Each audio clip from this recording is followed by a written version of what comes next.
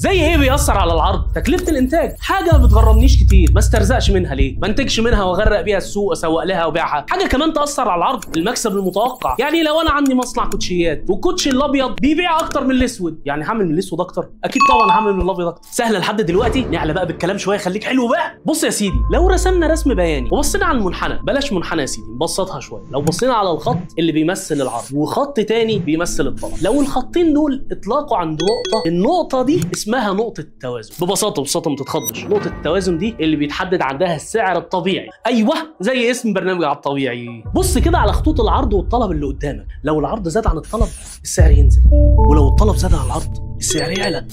تهت مني؟ دي ببساطه فكره العرض والطلب. في حاله البن وقتها ما كانش فيه بديل حقيقي، والناس كانت متعلقه بيه جدا. العرض قل العاصفه والطلب فضل زي ما هو، بس السعر علي بشكل جنوني. لو تفتكر فتره الكورونا والماسكات والكحول، ازاي الطلب زاد والعرض ما كانش كفايه. تعالى بقى نحط مثال بمنتج زي العلاج الطبيعي.